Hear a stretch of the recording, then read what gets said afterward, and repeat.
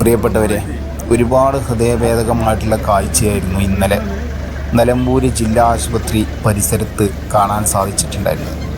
ഇന്നലെ ഞാൻ രാവിലെ മുതൽ രാത്രി 11 മണി വരെ നിലമ്പൂർ ജില്ലാ ആശുപത്രിയിൽ മോർച്ചറിയുടെ പോസ്റ്റ്മോർട്ടത്തിൻ്റെ ഏരിയയിൽ സജീവമായിട്ട് നമ്മുടെ സേവന പ്രവർത്തനങ്ങളുമായിട്ടുണ്ടായിരുന്നു.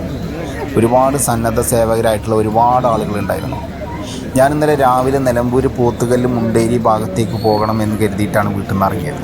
ഫോണൊക്കെ ഓഫായിരുന്നു. ഫോണൊക്കെ വീട്ടിൽ വെച്ചിട്ടാണ് പോകുന്നത്. കാരണം അവിടുത്തെ നമ്മുടെ നല്ലവരായിട്ടുള്ള 2 സന്നദ്ധ സേവകർ പ്രവർത്തകർ വിളിച്ചു പറഞ്ഞു. കാരണം വയനാട് ദുരന്തവുമായി ബന്ധപ്പെട്ട് നിരവധി മൃതശരീരങ്ങൾ ഈ ഭാഗങ്ങളിലേക്ക് മുണ്ടേരി വാണിയമ്പുഴ കോളനി ഈ ഭാഗത്തേക്ക് വന്ന് അടിയുന്നുണ്ട് എന്നുള്ള വിവരം കിട്ടി.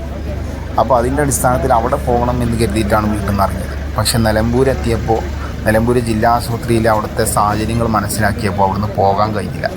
അങ്ങനെ രാവിലെ മുതൽ രാത്രി വരെ നമ്മുടെ അവിടുത്തെ സന്നദ്ധ സേവകര പ്രവർത്തകരോടൊപ്പം നമ്മളും സജീവമായിട്ടുണ്ടായിരുന്നു.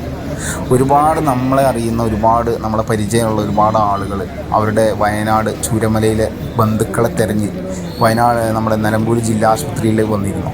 നമ്മൾ അവരോടൊപ്പം നിന്ന് അവരുടെ ബന്ധുക്കൾ ഒരു വീട്ടിൽ നിന്ന് ഏകദേശം 5-6 ആളുകൾ മിസ്സിങ് ആയിട്ടുള്ള വിവരങ്ങളുമായിട്ടാണ് അവർ വന്നിട്ടുണ്ടായിരുന്നത്. പക്ഷേ അവിടുത്തെ മോർച്ചറിയിലും എല്ലാ ഇതിലും തിരഞ്ഞിട്ട് പോലും അവർക്ക് കൃത്യമായിട്ട് മനസ്സിലാക്കാൻ കഴിയാത്ത ഒരവസ്ഥയായിരുന്നു. രാവിലെ മുതൽ വൈകുന്നേരം വന്നിട്ടുള്ള ഒരുപാട് ആളുകൾ ബന്ധുക്കൾക്ക് പോലും കാരണം അവിടെ വന്നിട്ടുള്ള മൃതശരീരങ്ങൾ ശരീരത്തിൻ്റെ പല ഭാഗങ്ങളായിട്ട് തിരിച്ചറിയാൻ കഴിയാത്ത അവസ്ഥയിലായിരുന്നു. എന്തായാലും നമ്മൾ ഇന്നലെ അതേപോലെ അവിടെ ഫ്രീസറിൻ്റെ ഒരുപാട് ആവശ്യങ്ങൾ വന്നിരുന്നു. നമ്മൾ പല ആളുകളെയും വിളിച്ച് നിലമ്പൂർ അതേപോലെ തന്നെ കരുവാരക്കുണ്ട്, തുവ്വൂര്, പാണ്ടിക്കാട് ഭാഗത്തു നിന്നൊക്കെ ഒരുപാട് ഫ്രീസറുകൾ വന്നിട്ടുണ്ട്.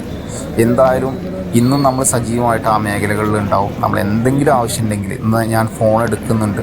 എന്തെങ്കിലും ആവശ്യങ്ങളുണ്ടെങ്കിൽ ഞാൻ അപ്ഡേറ്റ് ചെയ്യേണ്ടത് നിങ്ങളൊക്കെ നമ്മളൊപ്പം കൂടെ വേണം.